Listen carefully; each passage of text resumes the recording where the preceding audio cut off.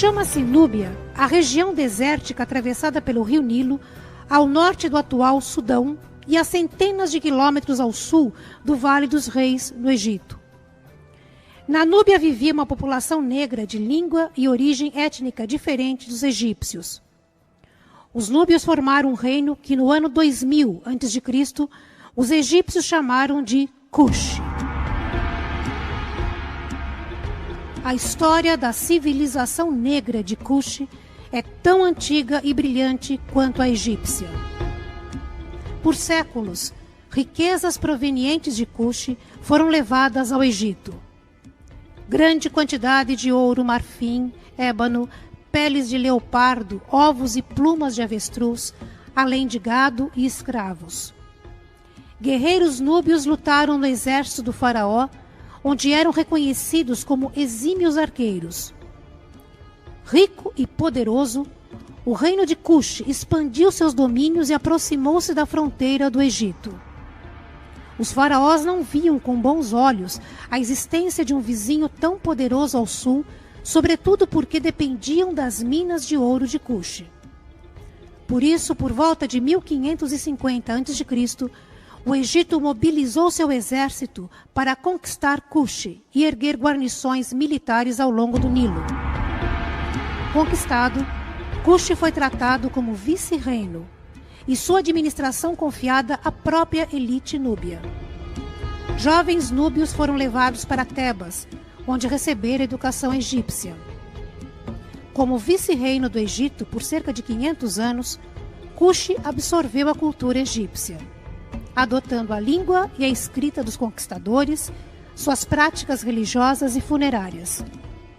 A cidade núbia de Napata tornou-se um importante centro religioso, onde foram cultuadas as divindades Ísis, Osíris e Amon.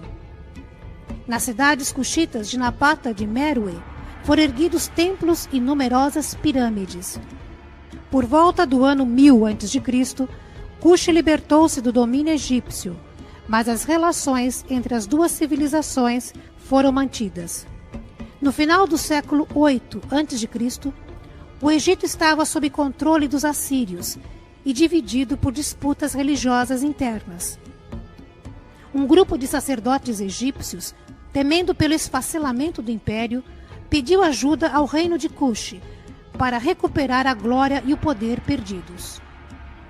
O rei cuxita, Pie, mobilizou suas tropas e seguiu para Tebas. No final de um ano de guerra, todos os chefes assírios estavam derrotados.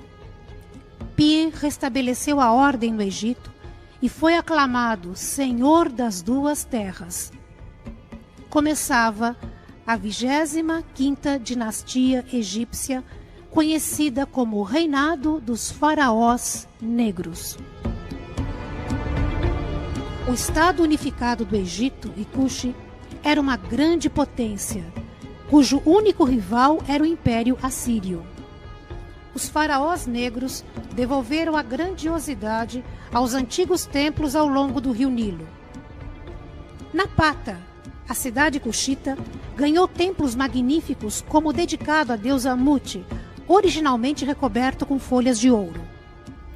Os assírios não deram tréguas aos faraós negros e novos combates ocorreram com vitórias e derrotas alternadas para cada lado.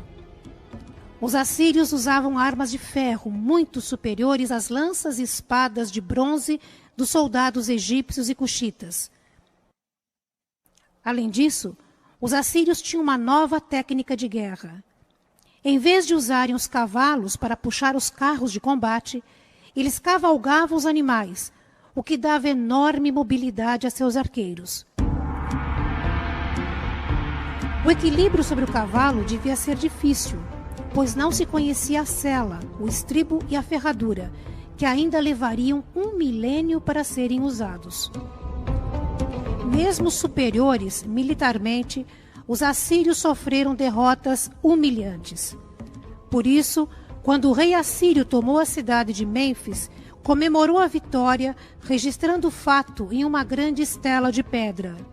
Nela gravou a sentença: sua rainha, seu harém, seu herdeiro e o resto de seus filhos e filhas, seus bens, seus cavalos, seu gado e suas ovelhas em números incontáveis, eu levei para a Síria.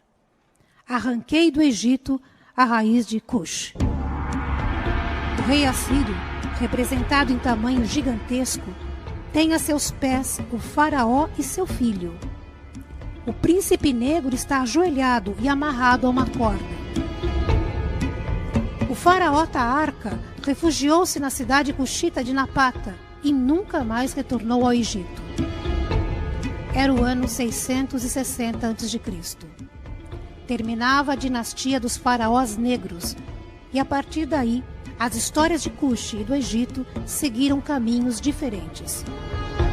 Os egípcios trataram de apagar os vestígios dos faraós cuxitas, mandando destruir e enterrar seus monumentos e estátuas.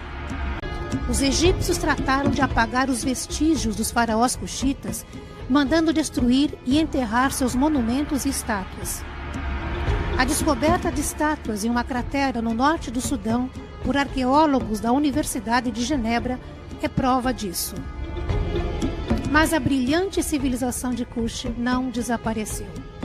Ao contrário, refloresceu e prosperou por mais 1000 anos ao redor da cidade de Meroe. Por isso, essa nova fase da história de Cush é chamada de período meroíta. Meroe deu continuidade ao esplendor cuxita, estendendo-o por mais 1000 anos. Os reis meroítas conservaram alguns traços da cultura egípcia, como sepultamentos em pirâmides, mas adotaram detalhes arquitetônicos e costumes próprios. A múmia era enterrada em uma sepultura subterrânea abaixo da pirâmide e não dentro dela, como faziam os egípcios. As pirâmides meroítas, menores e mais íngremes do que as egípcias, simbolizavam a escada para o céu que conduzia a alma do rei morto. Na parte externa, uma pequena capela guardava as oferendas para a alma do rei em sua viagem ao outro mundo. Os meroítas construíram muito mais pirâmides do que os faraós egípcios. Já foram descobertas 233 pirâmides ao redor de Meroe, 100 a mais das do Egito.